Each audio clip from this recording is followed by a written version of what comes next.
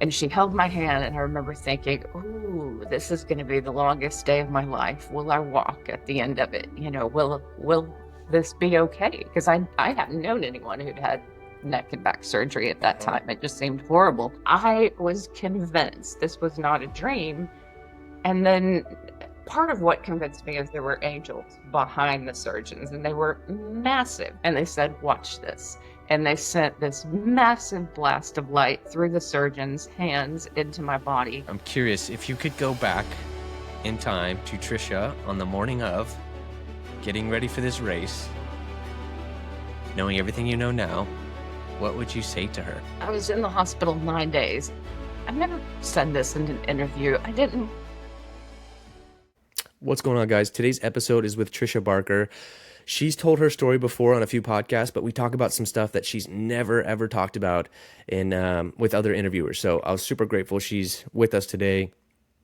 Fantastic conversation, from her career that she did that she was not thinking about doing, to just the way that she impacts people, to her abilities now as a medium and a healer.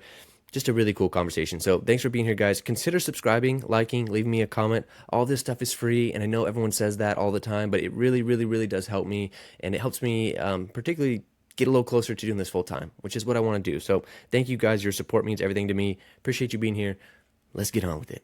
Tell the Yeah, you're story. yeah, you're good. Let's start. All So you right. started with, this is college, you are agnostic, you are probably thinking nothing about spirituality at this point, I would imagine. I wasn't, at Right. least. Right. So I was a senior in college at the University of Texas, and that meant a great deal to me because I had grown up poor and in an evangelical home that was abusive. And so I turned against religion pretty early, like in about seventh grade, because I looked around at people's lives and I saw people staying in bad marriages for religion. I saw people, especially women, being very subservient, not having a voice, and that just didn't align with me. Like, I came in and I was outspoken, I was beaten for being outspoken. There were certain things about religion at very young ages that I questioned. I remember Suzanne Summers would come on and talk about kids starving around the world, and I would say they're not going to hell. Like, I'm sorry, but they're just not. That's crazy talk, to think that an all-loving God would not be merciful. So basically I just thought, forget it. I love school. I'm going to pursue that. And I really just didn't care about spirituality or religion, even though I had had mystical experiences as a kid. So even in a background where the church and people associated with the church were judgmental, there were loving people too. And there were wonderful people. And there were wonderful moments connecting with nature and Absolutely. God, and really feeling that. But for the most part, I was at college, didn't care. But life was getting increasingly emotionally difficult. So even though I was doing fine, academically, there was something that was missing at this deep heart soul level.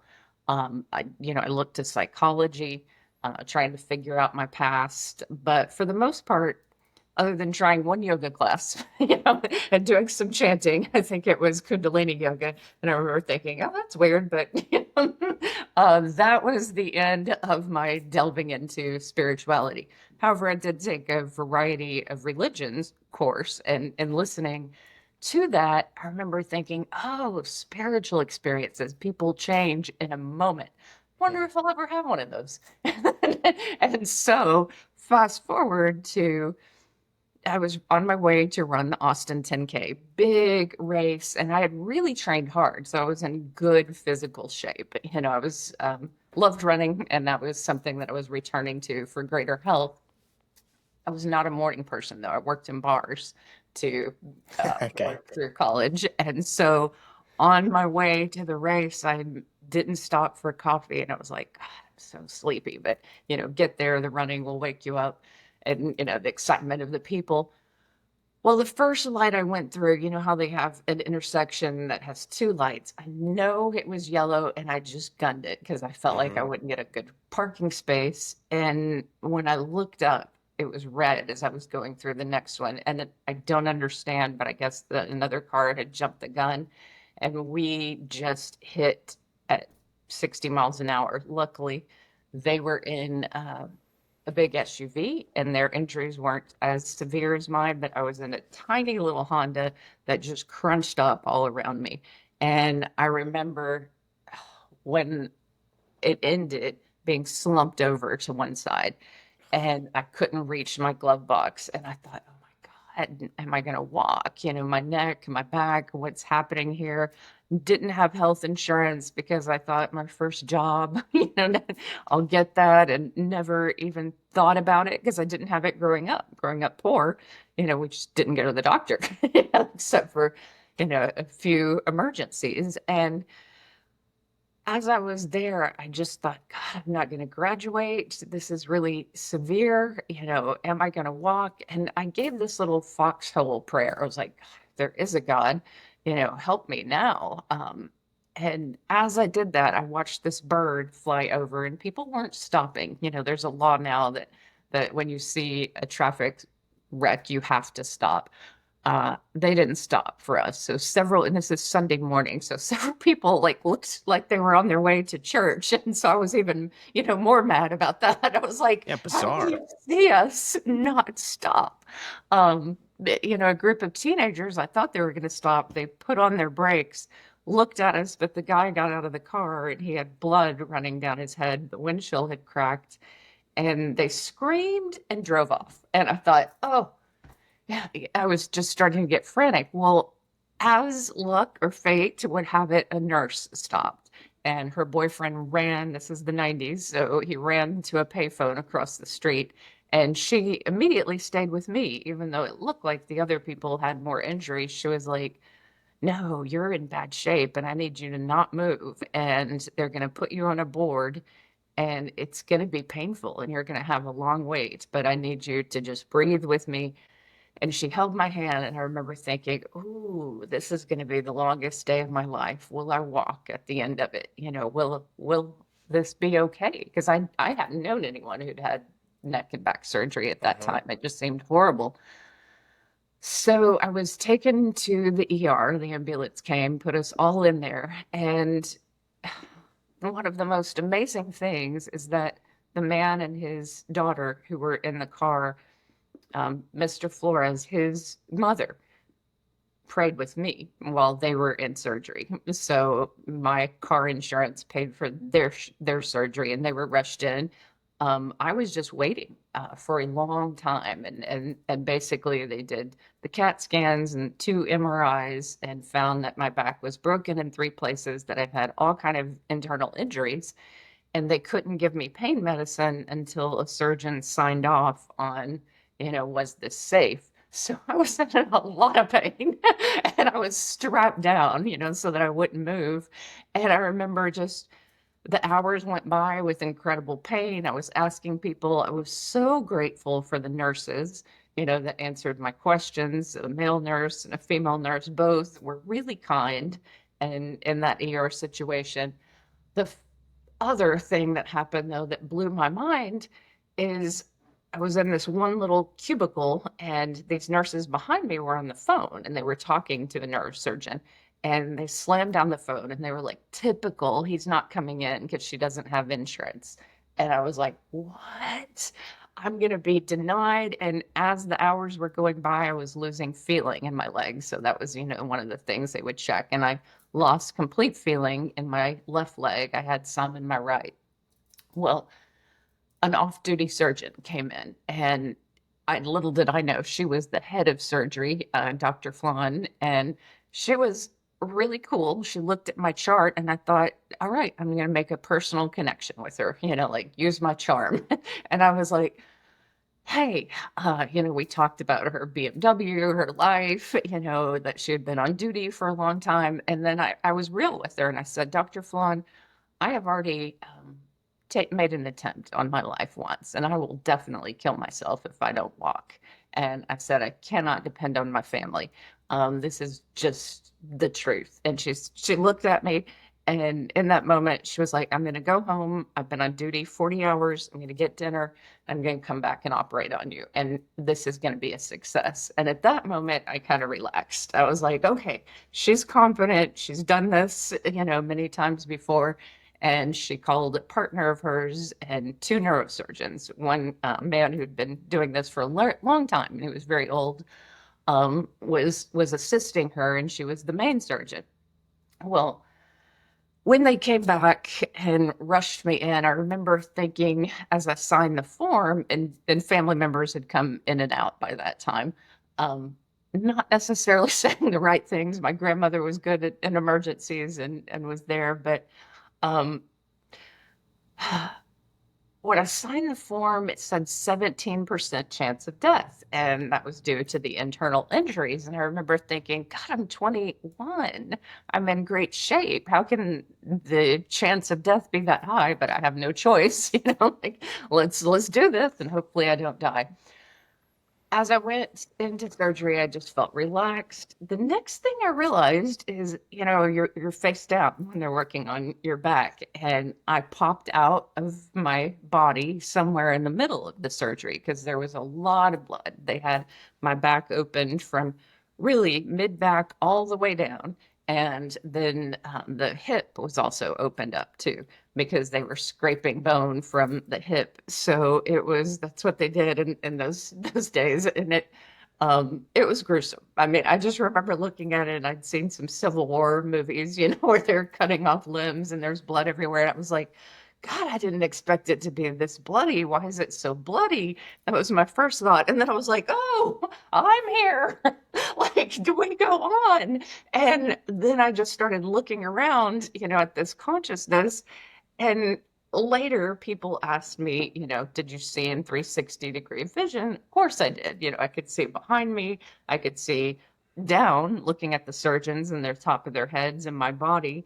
I was kind of in the right part of the room. And I just felt so much joy. I was convinced this was not a dream. And then part of what convinced me is there were angels behind the surgeons, and they were massive. And I didn't even know what to call them. I would call them light beings. That makes more sense than angels because they didn't have wings, but they were incredibly intelligent. And they looked to me like androgynous. So, like a very beautiful man with hair about my length, or a kind of strong looking woman, like no Yeah. gender, but light poured out of their eyes and into my soul. And it felt as if they were upgrading my soul, or calming me down, saying, this is not a big deal. This is what happens. They were giving me information. And then they got kind of playful and they said, watch this. And they sent this massive blast of light through the surgeon's hands into my body. And my body just lit up with this light. And I realized they were helping the surgeons find the bone fragments that were attached to the nerve endings that had made my leg lose feeling. And they said, you'll walk, you'll run, it will be fine. And that's kind of due to us, assisting in this process. And I thought, do these brilliant neurosurgeons know that angels are assisting them? Do we all have angels working through us? Is this something that just exists everywhere? And the reason I knew this was not a dream is because it looked exactly like this reality, but with another reality that had opened up and was right here, right now. And this other reality was the reality of these light beings. For a long time, I just felt their love, their experience of assisting, and then the monitor flatlined. And I know that from different movies. Everyone knows that sound. Yeah. And I thought, oh, wait, I was out of body. Now I'm dead. Like, now I'm technically dead. Well, they said I'm going to walk and run. So let's see what this is about. And I left the room and I had to think about it for a minute, and I was like, well, how do ghosts go through things? They just go through the wall. And so I went through the wall and I just realized, oh, you think about something and then you're there.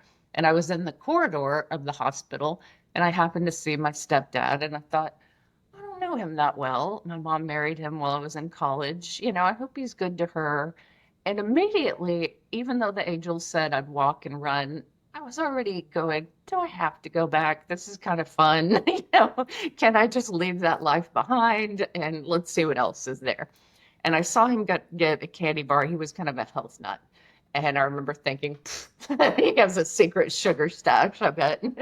And then I went above the hospital and I saw Austin, Texas, which is very beautiful. And I loved that town, loved going to school there.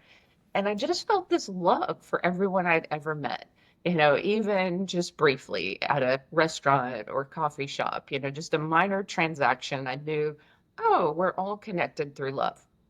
And that was my first lesson is that every moment matters so much more than we realize when we're living it. And when we're leaving this life, we really appreciate it. And I thought, oh, if I come back, I'm going to appreciate it more. I'm going to make moments more meaningful.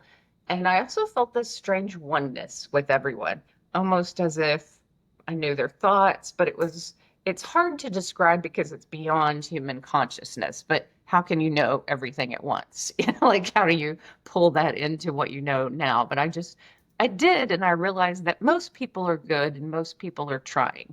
You know, there's wounds that prevent people from doing very much good in the world, but most people have a good heart and want to be good, you know, and that was my realization about people. And then I quickly transitioned into this what I call space, what I actually believe is the Carina Nebula now, these telescopes that have brought back images. I'm like, that's it. So how did I end up millions of light years away from Earth like that? You know, how do you travel like that? I guess it's thought. So I remember just floating in space and thinking, you know, astronauts have to have air. I get to do this. You know, this is the most amazing experience anyone could ever have. I'm not scared. I'm happy, like no fear. But I also felt supported by this intelligent light that was coming towards me. Didn't really call it God at that point. I just liked the light from the angels. I just knew intelligence communicates through light. And as it was coming toward me, it was giving me peace and just ease and just supporting my joy. But then at some point, it was almost like seeing something come to life like a movie in the stars. And I had a quick life review. I was not old, so there wasn't a lot to review, you know, and near-death experiences do it quickly. So I saw myself as a child playing in nature and praying to God, and I saw this was good. There was a moment where, as a 5-year-old, I was I didn't believe in God already, and I said, "If you're real, God, I want to pet some rabbits." And so I sat in a briar patch, and I closed my eyes, and this mama rabbit and all her babies came around me, and I got to pet the mom, and I was like, okay, you know, maybe there is a God. And there were these little tests that I did where I was kind of playing with God as a kid, and that was beautiful. And there wasn't any condemnation for doing drugs, for premarital sex, for, you know, anything. It was just, it was a no issue. You know, it wasn't like, oh, this was good or oh, this is bad. There was a general feeling of be good to yourself, love yourself, do what is kind to yourself, because that's of the light, and don't judge others was the biggest message. I saw how I was a little cliquish and didn't want to be friends with people who weren't in college or didn't dress the same way or like the same music, you know, just typical young people stuff. But I missed out on the beauty of people who literally prayed for me.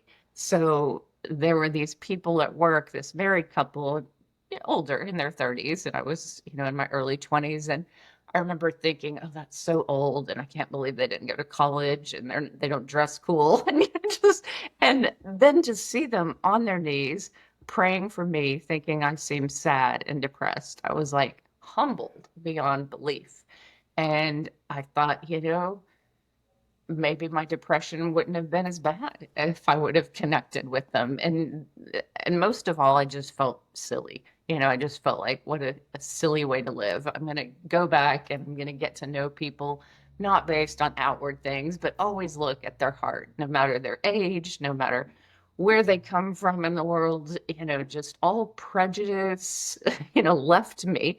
Not that I was very liberal, at school, but we have weird thoughts as young people. I don't know how to describe it other than that.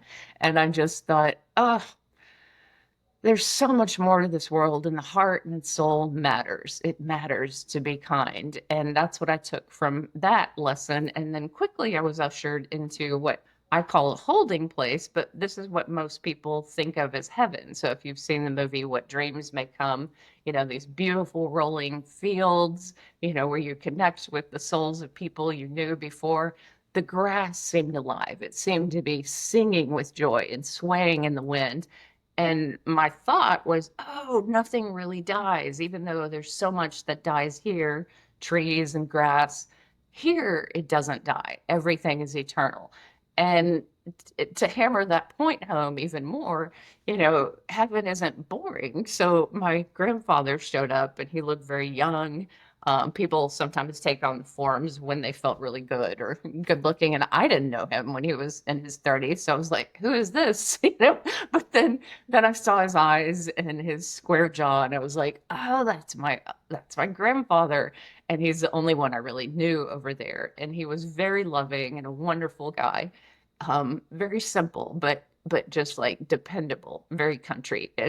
And so in that moment, he showed me this truck that he had left my dad, and my dad didn't fix it up, and it sat in the yard and it rusted and eventually was carted away. It was in perfect condition. So if you know those cars that the 1960s Chevy trucks blue that are redone now and they're just awesome, that was the car. I was like, oh, cool. And I jumped in the back in it. And my soul, I realized if he can be younger, I can be younger too. So I became a child. And my soul was, I knew I was a child just because I willed it. And, I could look at my legs and they were tiny. And I sat in the back of the truck and we just drove very slowly and I felt happy. But at some point he turned to me, and there's so much you just understand telepathically. And he said, do you want to continue on towards God? And I knew that the surgery was getting dicey and that if I was going towards God, I might not be coming back. And I thought, yeah, who doesn't want to meet God? And then I just flew towards this light.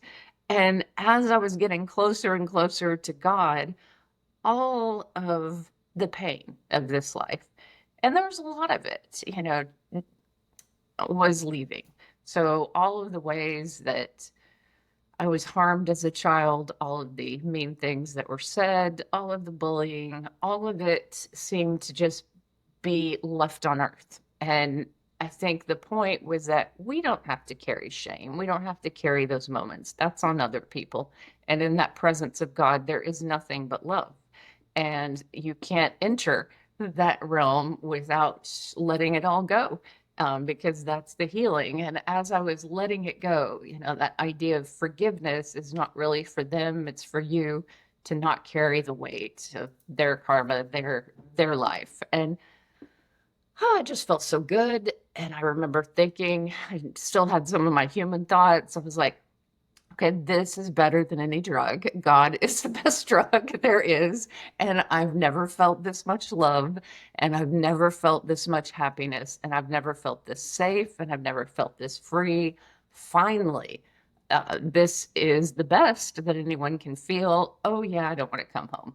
I don't want to go back to that body. That's just a racket. We can be done with that. And the minute I thought that, I got stopped by this wall, and God said, look down. And, how does God say that? What does that voice sound like? It's a vibration. So it's not like we have ears and we hear in the same way. It was just louder than anything I'd heard. So it kind of vibrated through me, and it's undeniable. And religious people who say, oh, that was just, the devil dressed up as God, or that was you being, tricked. I'm like, your soul knows the light of God it's undeniable. The presence of God would make anyone fall to their knees in humility, and mainly because of the love. we've never known love like that. And in that presence, it was perfect. Well, God said, look down. I saw this river of souls, and I knew they were souls and they were little lights, and some of the souls had darkness around them, and some of them, were free. And I saw the darkness as just fear. So it wasn't evil, it was fear or being in the light. And it didn't mean that they were religious. It didn't even mean that they were spiritual. It just meant that they were excited about life, creative on their purpose. My surgeon, I later found out, was not spiritual in any way and not interested in any of that, but she was interested in helping people walk, and she was interested in saving athletes who'd had injuries. So, I just saw the light as if you're doing good things, on your mission, on your path, happy. Sometimes depression puts a dark cloud around you. Sometimes bad, criminal acts, put a dark cloud around you. But all of it came from fear. And I thought, oh, well, that's easy. We can just work with some people and teach them how not to be fearful. And God was like, yes, but you're going to do it in a school, not as a spiritual teacher, but you're going to go into classrooms and teach. And I said, whoa, wait a second. Um, I went to college to make money. I'm going to be a lawyer, or I'm going to go into editing in New York. I'm going to be something with power and something with money. And, I'm not going to do a traditional woman's job. And God was like, no, you're going to teach. And then I realized I'm arguing with God. And I'm going to lose this. And I was like, how egotistical is that? And in that moment, God was like, yeah, now you get it. And kind of balled up my soul and threw it back into my body. And so it was just like this dark wind, that took over. And the next thing I knew, when I came back to consciousness, was they were feeding me ice chips in the ICU, or not even ICU. It was like the room outside of where the surgery was. And they were asking me to say my name, this one nurse. And I remembered everything about the near-death experience, everything. And I knew I was different. I was looking around the room going, wait, part of me is over there, part of me is here. I'm not fully in my body. And of course I was coming out of anesthesia. But what I realized in that moment is that I was never going to be the same. Like, my consciousness wasn't so deeply contained in my body. I had walked around just like contained in my body. And then I was like, okay, I'm not contained in my body. It's like the body is a limiter of consciousness, and there's a lot more consciousness out there. Well, she asked me my name, and I knew it, but I didn't want to identify as her because it seemed so limited. And I said, well, her name is Tricia. And they were like, no, no, no, no. And then I felt some depression, honestly, like, I'm coming back to that life and those money problems and that broken body. It was so much more fun out there. Oh God, this is going to be hard. Why? And there was this moment of self-pity, honestly, for a couple of days. But there was also not wanting to forget. I was so afraid I would forget the near-death experience. So even 3 days in ICU, they were just turning me and checking the vital organs because I had bled to death. I found out when my surgeon showed up. I said, hey, I was dead. How long was I dead? And she was a little startled. And she said, well, we thought we lost you for a couple of minutes, but you're fine now. You have to get a lot of blood transfusions, and then your head will be clear. And she looked at me, and I knew she was sending me a signal. And I was also more intuitive at that point. And it was like, don't make me medicate you.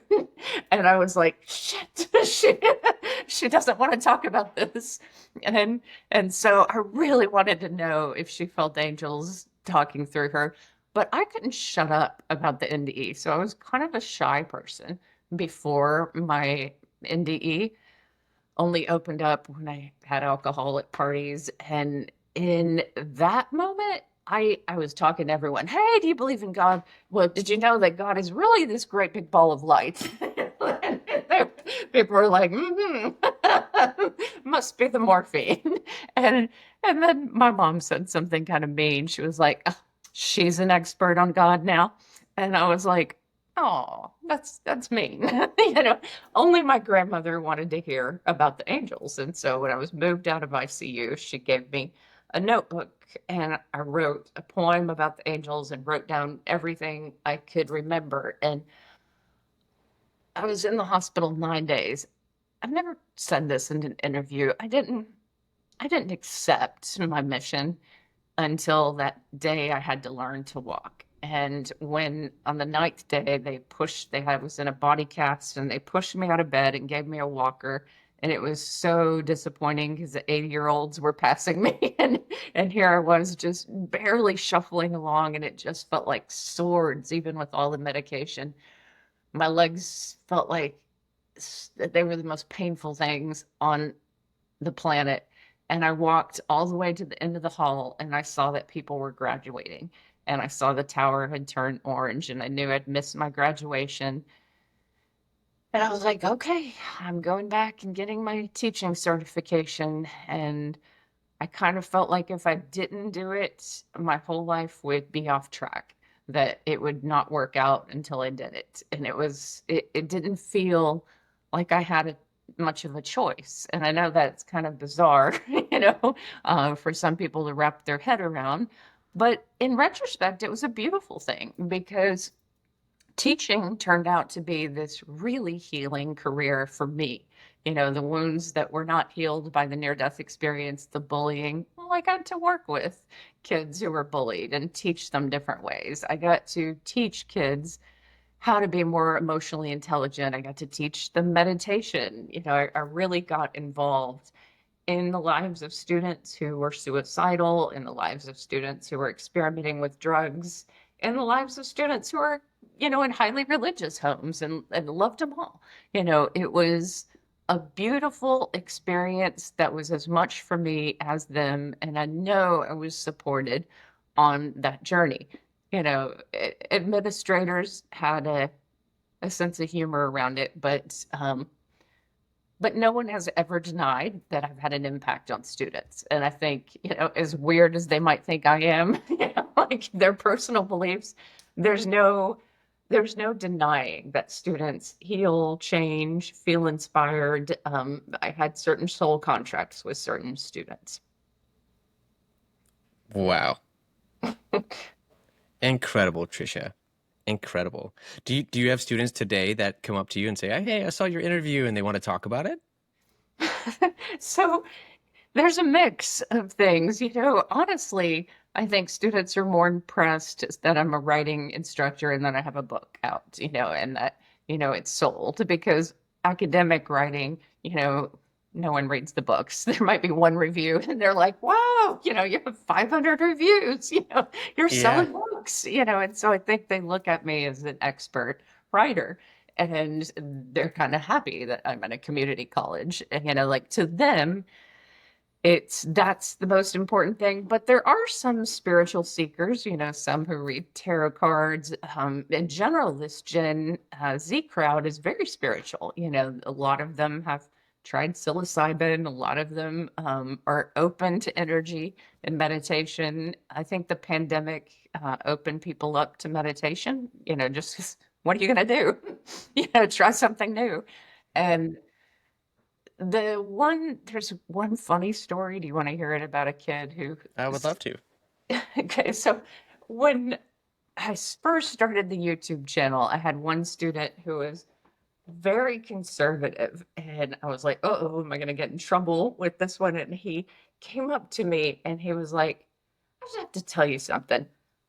I love Jesus. I love Jesus a lot, and I'm on drugs. I was like, okay, the first one is fine. I love Jesus all you want.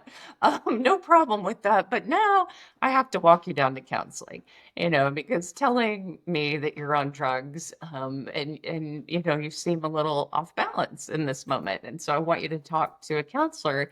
Do you have good parents? Can you tell them, that you're experimenting with drugs? And he was like, oh yeah, my parents are great. I think I will.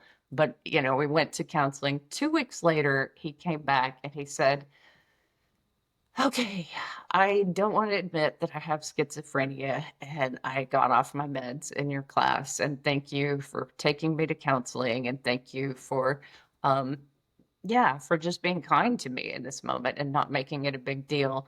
And he said, it means a lot to me. And he said, I have never encountered anyone like you. He said, everyone, in my family is super religious and all we watch is Fox News. And he said, I'm struggling, but I know you're a good person and I like you. And I was like, yeah. And I said, and I can help you with understanding the spiritual gifts of mental illness too. And I said, so don't be afraid to talk about it. And so he really became a supporter and a fan. And it was an interesting moment. That's super interesting. One of the things I loved you said in your review, um, is that it wasn't about judgment. I've heard a couple people say when they talk about, NDEs and life reviews, they're like, "What are you talking about? It's full of judgment. You just judge yourself." And I was like, "No, that." I've heard some people, I guess, mention that, but yours, you were saying, was just, it wasn't judgy. You were just reviewing, truly, like what a review is. It wasn't bad. It wasn't good. It was just, huh, like an honest look at your life and the little moments where maybe you said a comment, or like you said, that the moments where you judged someone yourself and you thought, they don't dress a certain way, so I'm not going to associate with them. And then feeling that love that they reciprocated to you, like that in its way is its own hell, right? Like seeing the people you affected, and you're like, oh gosh, I really, really hurt that person, and I didn't understand that my actions affect people like that. I thought that was pretty Yeah, cool that you mentioned yeah. that. It's not a It judgy thing. It isn't judgy. And, as a medium, uh, years later, I realized, oh, I can still talk to people when they go. And when my dad transitioned in 2008, I just followed him. I wanted to know how is an extended death? What is that? And What? his life review went on for a long time. And I was like, Dad, this looks intense. Like, is this okay?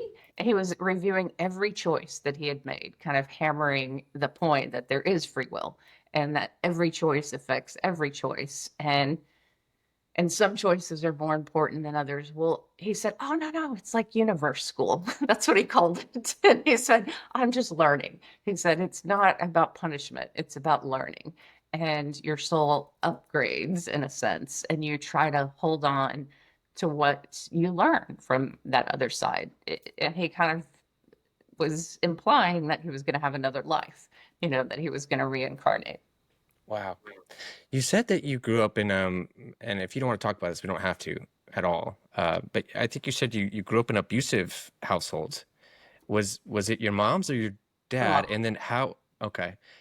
And your mom is still here.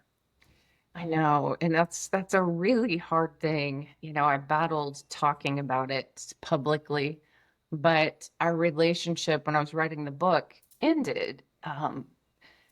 And it was almost like the angels intervened, and I just realized, oh Lord, her abuse is so deep. She doesn't care if I live or die. Like, there is this yeah, there is this narcissism. I don't know what it is that runs through her, but it is, I'm right, you're wrong, you're going to hell. If you don't believe like me, then you're an idiot. And that's just the end of the story. So yeah, she was physically, emotionally, abusive. Yeah.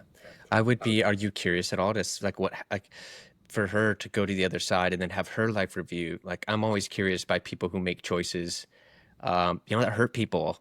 And I am curious how it changes them after doing their life review. Like, I wonder if she'll be like, oh my gosh, like, I'm so sorry. Like, I wonder if that's the energy you kind of feel from her, or if it's still Well, stubborn, I guess. I don't know. I mean, I'm curious to how usually, that and works. this is, I've talked to my angels about it, and I've talked to God about it. And God said, imagine her as a 2-year old, just joyful and adorable. And that's how she'll be welcomed into heaven, is like this tiny little girl who got stunted and had her own abuse and her own lack of worth and Hmm. things she didn't understand and became something she didn't understand. But if you could love her you would love a child, then that helps you release some of it. And even, I'm 53 now, so looking at a 19-year-old who thought, she was just reading the Bible and was isolated, and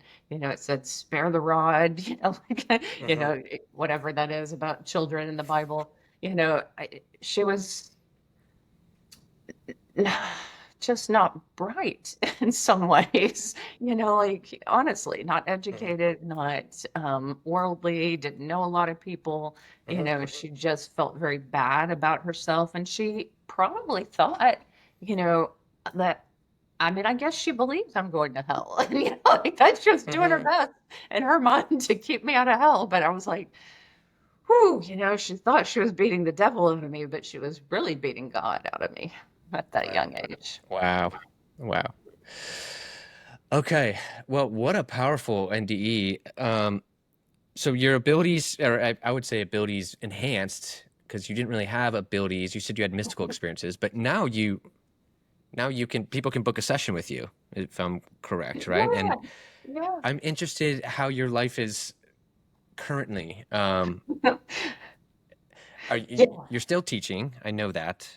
I am, but 7 years ago. So just like I heard God, in that realm, God, I had a salad and I was walking up the stairs and I heard God's voice again, and God said, "Your mission is done." And that's all.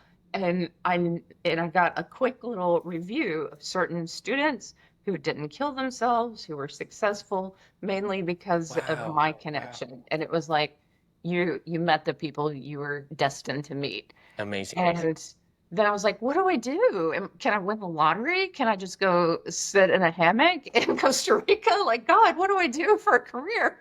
And and God was like, you've already learned the lesson. If you're giving to people and if you're helping others and your heart is in the right place, do what you want. If you don't want to continue teaching, you don't have to. Well, I almost feel like the world is pushing me out of teaching.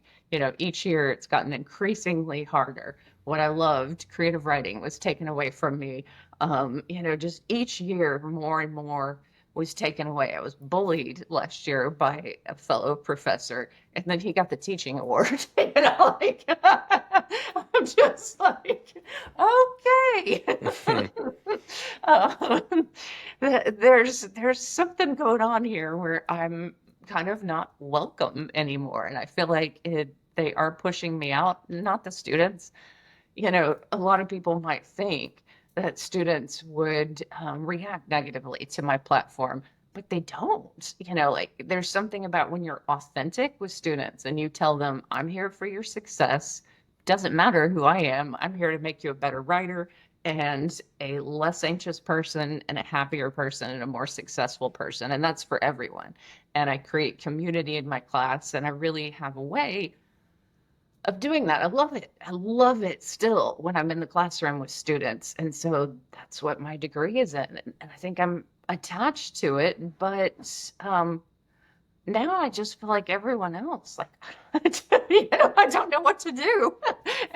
And people are like, well, talk to your angels.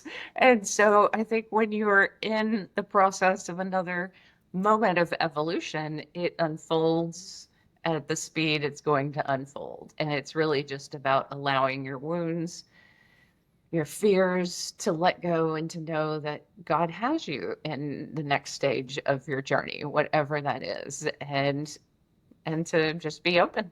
But yeah, I do medium readings, and I think near-death experiencers should, and anyone who's had a spiritual awakening should come to spiritual practices with an open mind and just try, because you never know what you are capable of doing until you try with intuition. So, um, I remember in my journey, I've laughed at some things. And, 15 years ago, I remember thinking, pet psychics, well, what kind of gig is that? But then I was like, Yeah. okay, try it. See if you can tune into your dog and see if you can read her thoughts. And she hated Bones as a puppy, but she was 3 at that point, and she's like, I really want Bones.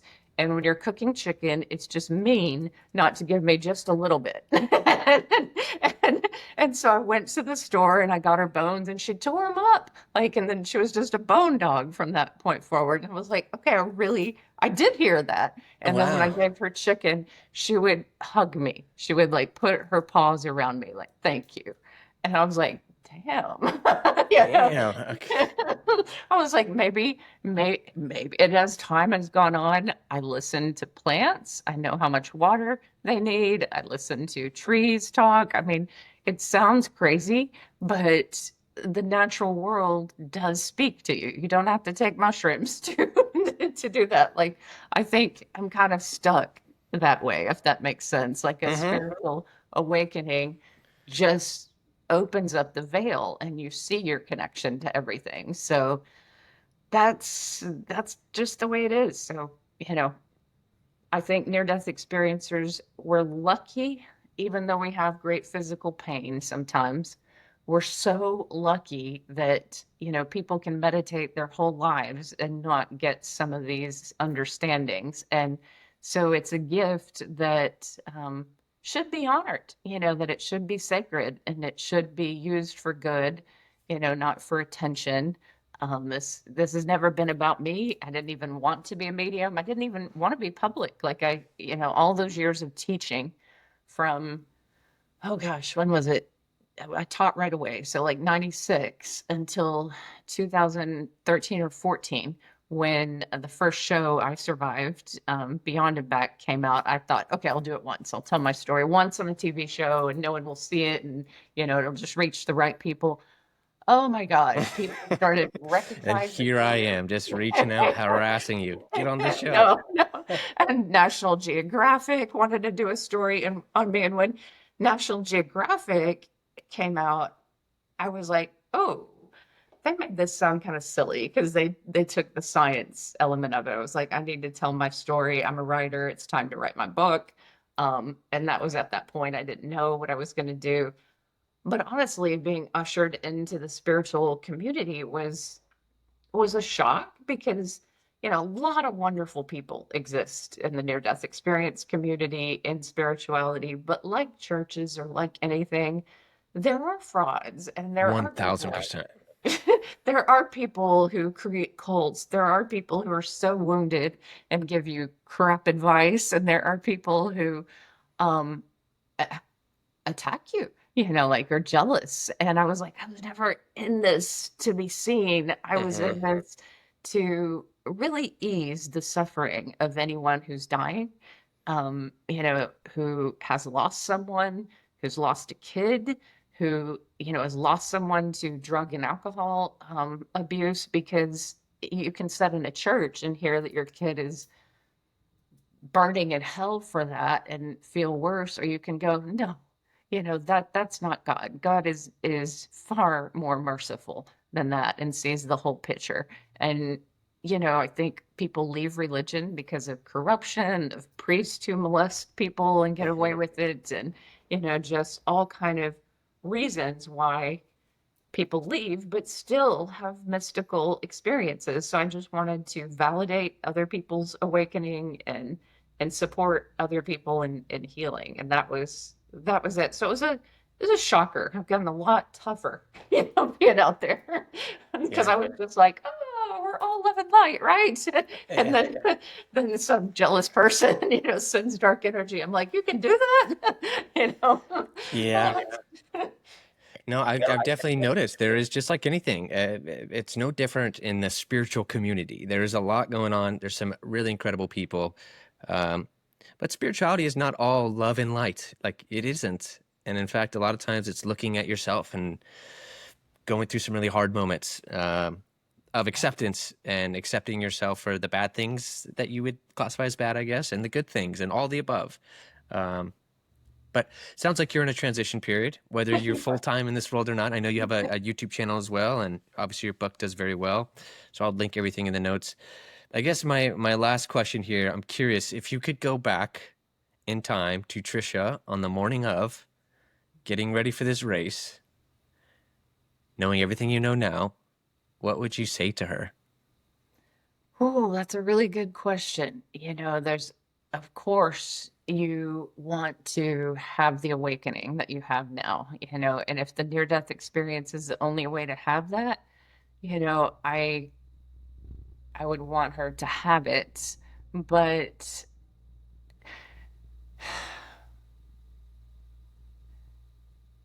I guess I would just explain to her the near death experience and say, can you visualize this at a deep level? And this is what I want other people to do with these stories. Can you recognize it as your soul's truth, all of our soul's truth? We interact with that realm in the ways that make sense to us. Can you be on a spiritual path um, and avoid the actual wreck? And if she was able to do that and really commit to that, whether it was joining a monastery for a couple of years, whether it was whatever it may be, I think you can awaken in other ways that aren't as painful to the body, because we're physical beings, we're psychological beings. There's lots of things that have to be healed beyond the spiritual knowing. And it's been kind of sad for me to see doctors look at my chart and go, "Oh, wow, that's really unfortunate." And I'm like, "Oh, but I'm fortunate to be living." But, like people understand, there's a lot of chronic pain that goes with being mostly fused and mostly metal in the back. Well, So I think I've really enjoyed speaking with you. I said at the beginning, and I really mean it. You didn't have to do this podcast, and so thank you for giving me your time. I've really enjoyed just talking with you. I think you have an incredible story. In one way, I'm sorry that you had to go through that. That sounds incredibly painful. In one way, I'm jealous of some of the gifts you have a little bit. But I know it's hard. I know just from talking to people who've done NDEs too, it's not easy. Like you said, it's like you have this experience and sometimes you feel depression a lot of times, most times, if not all times, because you get to feel it again. The just the release, the expansion, the lightness, I guess, and then you get forced back into this body and you go, whoa, dang it, take me back. And so I know that's been hard for you, and it I thank has. you for sharing everything. But no, thank you for your podcast and for your interest and for spreading light, because the more people, I believe now that NDEs are leading to a greater consciousness spread, and so I appreciate it and thank you. Yeah, 1000%. Okay, I will keep you posted when this launches. I will link everything, your books, your website, if people want to book a session with you. Anything else, Tricia, before I go? Is there any other part? You left a beautiful message there, so we don't have to, but any other message you want to leave with my audience before we go? The thing that is confused the most in the minds of people is when near-death experiencers say love is all that matters. People think, well, I'm not loved. I'm not in a relationship. And I'm like, no, no, no. Love that tree. Love your pets. Love yourself. Love life. Find a way to know yourself so much that you wake up just excited to be alive. And I promise you more love will be in your life because people will gravitate to that energy, that they don't gravitate to that lack. So you are love, and remember that. And that's what the message is be love.